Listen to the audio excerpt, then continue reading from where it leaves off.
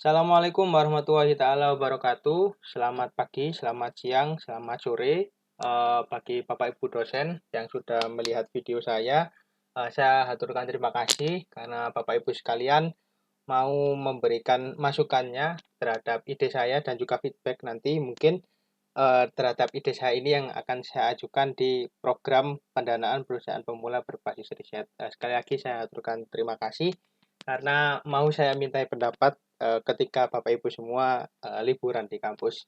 Dan juga mungkin bagi teman-teman, saya ucapkan terima kasih yang sudah menonton video ini. Nah, mungkin nanti jika ada feedback bisa disampaikan ke saya saja melalui WhatsApp seperti itu.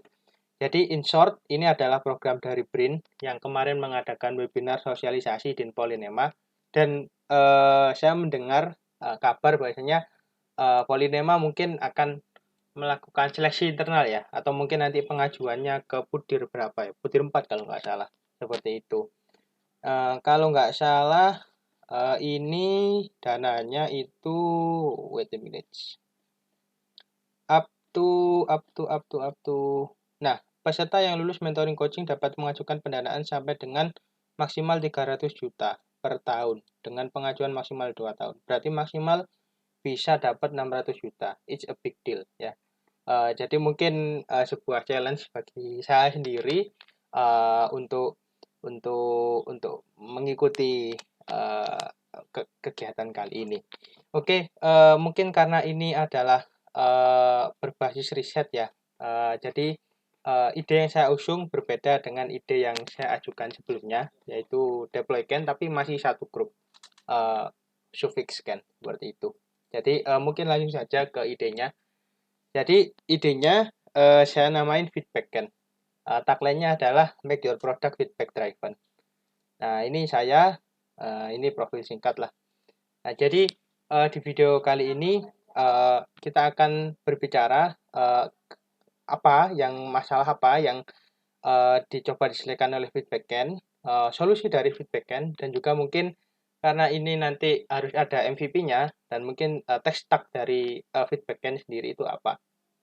Jadi yang pertama adalah kita bahas originnya dulu atau ada apa di balik feedback can, masalah apa yang coba diselesaikan dan bagaimana nanti approach pendekatannya. Oke, mungkin saya besarkan saja ya. Nah, seperti ini. Jadi pertama selamat ya. Ini POV-nya misalnya teman-teman semua sudah bikin aplikasi lah. Teman-teman semua bikin sayangannya Gojek gitu misalnya. Congrats ya, selamat. You have success to build your digital product. Ya, selamat Anda sudah nge-launch aplikasinya. But wait after but wait. Tapi sebentar ya, after 1 or 2 months after releasing your digital product gitu ya. Setelah 1 sampai 2 bulan ngerilis digital produknya, platformnya boleh desktop, kalau desktop jarang ya, website mungkin gitu ya, mobile dan sebagainya. Setelah 1 sampai 2 bulan mungkin atau setelah beberapa bulan campaign initial release-nya mungkin sudah mulai habis gitu ya, your daily transaction or active user or etc. is decrease ya. Jadi masalah yang ada di startup digital itu bukan masalah developnya kadang-kadang, bukan masalah bikin ide dan mengembangkan idenya, tapi memasarkan idenya dan operation idenya. Sehingga banyak saya lihat, mungkin nanti butuh validasi juga ya datanya, setelah beberapa bulan, itu biasanya langsung daily transaction dan active user-nya itu menurun. Nah, mungkin creating a marketing campaign or creating a new feature to deliver is a good deal to gain your customer back. Nah, mungkin ya solusi atau obat generiknya adalah ya kita harus bakar uang lagi. Ya namanya startup gitu ya, bakar uang sampai untung gitu ya. Atau membuat fitur baru ya, atau membuat fitur baru yang akan di-deliver sehingga kita bisa creating lagi marketing campaign dengan fitur baru tersebut. Tapi ya ini obat how to not misdirected. Bagaimana strategi kita ketika sudah menjadi sebuah startup gitu ya, bagaimana kita nge-creating campaign, kita bikin fitur baru, itu nggak salah arah. Ya jangan sampai kita udah ngoyo-ngoyo, udah bakar uang, udah pasang ads gitu ya misalnya, tapi ternyata strategi kita itu nggak sukses atau nggak tepat gitu ya. Nah, don't let your customer away. Nah, mungkin ini yang sering-sering saya temui, creating a questionnaire via Google Form for asking your customer about your product is helpful. Ya, mungkin biasanya Kalau early stage ya, bahkan saya juga ini masih sering seperti itu, bikin kuesioner via Google Form gitu ya. Bagaimana pendapat Anda tentang fitur A di aplikasi kami? Nah, itu mungkin helpful ya, tapi dengan catatan, trust me, this is painful ya. Karena apa? Ya harus nyebar link gitu ya. Nanti dipilah satu-satu, ya mungkin pakai spreadsheet agak gampang dan sebagainya. But how we can seek the real behavior of your customer in day to day when use your product ya. Tetapi gimana sih caranya agar kita itu tahu benar behavior atau kebiasaan customer kita sehari-hari ketika menggunakan produk kita. Ya misalnya teman-teman semua bikin aplikasi Kak Tokopedia. Nah, kira-kira itu scrollingnya jam berapa sih? Ya, kira-kira yang banyak dibeli itu apa? Kira-kira nanti scrollingnya yang paling dicari itu produk apa dan sebagainya. Nah, harusnya kan data-data tersebut itu harusnya ada. Kenapa? Karena dengan itu teman-teman semua bisa ngedrive atau bikin campaign ya untuk menyelamatkan startup teman-teman dari kehilangan customer seperti itu. Ya sekali lagi yang sudah dibahas tadi, yang sulit terkadang bukan mengembangkan ide atau memunculkan ide, tapi memasarkan ide dan mengoperasikan ide tersebut. So, armed with the data of real behavior of your customer ya. Jadi bermodalkan real behavior tadi ya. Mungkin mungkin solusinya kalau solusi yang biasa ya Google Form bisa, baca review di Play Store juga bisa gitu ya. Ya yang lagi rame gitu. Nah, you can exactly creating a right strategy. Nah, seperti itu. Jadi teman-teman semua bisa nge-create strategi yang benar untuk mungkin what to do next seperti itu. Nah, seperti ini atau ini juga meme-nya agak related juga. Jadi biasanya kalau kompetitor rilis fitur baru, ya CEO-nya bilang ke produk manajernya, "Ayo bikin seperti ini dan sebagainya." Nah, ini nggak salah juga.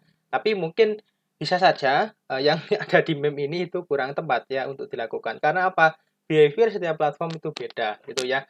WhatsApp, Telegram, Line, Slack itu Messenger itu sama-sama aplikasi chattingan, tapi kan fungsinya beda-beda, kegunaannya beda-beda, dan target pasarnya pun beda-beda. Loh kok bisa beda-beda? Karena penggunanya adalah kelompok yang berbeda. Misalnya kalau Telegram untuk grup ya, kalau WA untuk pribadi, Slack untuk kerja dan nyimpan log seperti itu. Nah, apa sih solusi yang coba ditawarkan oleh Feedbackend ini gitu ya? Ngapain sih Feedbackend ini setelah kita berbicara masalah yang tadi? Jadi tagline-nya adalah don't over engineering. Nah, ini mungkin adalah masalah yang cukup dilematis ya untuk startup yang early stage gitu.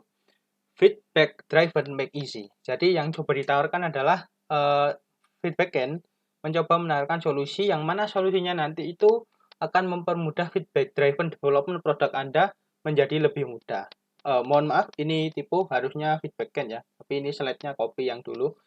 Jadi feedback can provide you a better way to looking your user behavior. Mohon maaf, ini slide-nya belum saya ganti rupanya. Jadi kalau misalnya kita ingin looking user behavior ya, bikin analitik dan sebagainya, itu biasanya kita harus berhadapan dengan satu bisnis proses atau satu engineering proses.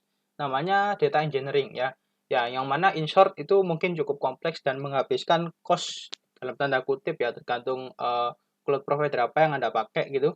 Menghabiskan cost infra Anda gitu ya. Dan juga Anda perlu hire data engineering juga, perlu mempelajari bisnis proses juga, datanya, getting insight-nya dan sebagainya. Kalau startup Anda sekelas Gojek itu nggak masalah. Tapi kalau early stage ya saya rasa itu terlalu over engineering ya atau mungkin itu terlalu terlalu apa ya, terlalu rigid untuk dikembangkan bagi early stage. Nah, Feedbackend menawarkan just plug Feedbackend SDK in your app. Hanya cukup install saja Feedbackend SDK in your app. Ya nanti ada di konfigurasi. Misalnya kalau diklik button ini nanti ngirim data apa, pilot apa dan sebagainya. And let Feedbackend do the rest. Nah, kira-kira nanti gambarnya seperti ini. Ya mohon maaf, ini dashboardnya belum jadi juga. Karena ini cuma starter saja. Jadi nanti bisa kita lihat, oh weekly active usernya ternyata 10.000. Nah, ternyata meningkat 50%. Oh, monthly-nya turun. Oh, ini harusnya yang lain ya, tapi ini cuma contoh saja, mockup saja. Saya pakai SPLT. Nah, dan juga ada analitiknya seperti ini. Nah, kurang lebih gambarannya seperti itu. Nah, nanti juga akan disuguhi SDK-nya. Nah, SDK-nya bisa dipasang di mobile, di web, di desktop, dan sebagainya, dan sebagainya. Seperti itu. Nah, karena ini berbasis riset gitu ya, dan mungkin membutuhkan satu tech stack gitu ya, atau mungkin satu pemilihan teknologi, dan saya sudah meng-highlight tadi adalah data engineering proses seperti itu. Nah, maka di sini tech stack yang akan dipilih adalah atau sebelum ke tech stack yang dipilih, sebenarnya feedback backend itu dari POV programmer itu apa sih ya? Jadi feedback backend itu sebenarnya hanya manage and share data pipelines gitu ya. Jadi daripada Anda bikin data pipeline sendiri, ya kan, collecting data sendiri, ingestion sendiri, ETL sendiri, atau ELT sendiri, terus nanti nge-query sendiri, ya, ya mending di manage dan juga di shared gitu ya. Nah, tektaknya apa? Ya jelas ya nomor satu yang paling wajib itu adalah Apache Airflow, ya, karena nanti yang data pipeline ini bukan yang streaming data gitu ya, bukan yang kayak Kinesis atau mungkin Apache Flink dan sebagainya. Jadi nanti cukup di scheduler saja, misalnya hourly atau daily gitu ya. Biasanya kalau saya lihat sih kebanyakan daily ya seperti itu. Reportnya besok soalnya. Nah, ada Apache Airflow untuk scheduler dan juga operatornya gitu ya. Nah, di slide selanjutnya kita akan lihat bagaimana itu bekerja. Terus ada MongoDB untuk data lake-nya, jadi nyimpan data kotor dari SDK-nya itu tadi, SDK client. Dan juga mungkin nanti hasilnya akan disimpan ke MySQL. Ya nanti bisa di-query lagi oleh visualization-nya ya, atau mungkin kita buatin semacam REST API lah ya. Tentunya kalau pakai MySQL ya cara paling cepat ya pakai Laravel lah seperti itu misalnya. Nah, kira-kira seperti ini. Jadi kita punya source di sini. Nah, source-nya itu sebenarnya di sini itu ada lagi ya. Jadi dari SDK-nya, dari misalnya HP gitu ya, pakai Flutter, terus diklik, nanti ngirim payload. Jadi harusnya nanti di depannya itu ada mungkin cloud function, atau mungkin nanti satu endpoint yang akan nge-read datanya ke MongoDB. Ya, datanya itu belum rapi lah, data mentah gitu ya. Baru nanti di Airflow-nya di sini, dia akan ada operator ya. Jadi dia gampangannya Airflow itu seperti cron job, tapi dia itu lebih kompleks gitu ya. Habis ini mungkin saya bisa tunjukin. Jadi kita bisa pasang Python script di situ, lalu kita bisa konfigurasi ya runtutannya seperti apa ya seperti itu. Nah, lalu nanti hasilnya bisa kita taruh di, kalau di sini contohnya bisa di S3 atau mungkin di RDS ya, atau Redshift dan sebagainya seperti itu. Nah, kalau dari sini source-nya banyak ya, ada Zendesk, ada Kafka, ada Mail dan sebagainya. Jadi kesimpulannya kalau dari feedback itu sendiri, make your product feedback driven gitu ya. Karena feedback driven itu perlu untuk apa? Supaya customer kita nggak hilang dan kita bisa nge-create strategi yang benar. Seperti itu. Nah, mungkin kalau ada pertanyaan, teman-teman silakan mengajukan via WhatsApp. Atau mungkin Bapak Ibu dosen, mohon maaf lupa untuk di-mention. Jika mungkin ingin menyampaikan feedback, saya sendiri akan berterima kasih sekali ya. Jadi ini tampilannya si Airflow gitu ya. Ini saya pakai Docker Compose ya. Jadi nanti tinggal beli VPS murah-murahan gitu saja. Nah, jadi nanti ada DAG. DAG itu kayak job-nya, schedule-nya, owner-nya, task-nya apa, run-nya apa, DAG-nya dan sebagainya seperti itu. Browse logs misalnya di sini. Nah, ini logs-nya apa, terus mungkin job-nya apa, dan nah ini ya ada jobnya, hostname-nya dan sebagainya seperti itu teman-teman semua. Oke, mungkin kalau dari saya terima kasih sekali lagi kepada teman-teman dan Bapak Ibu dosen yang sudah melihat video ini. Mohon maaf mungkin cara saya kurang sopan, tetapi daripada saya ngecat panjang-panjang nanti mungkin tidak efektif gitu ya. Jadi saya buatin aja videonya.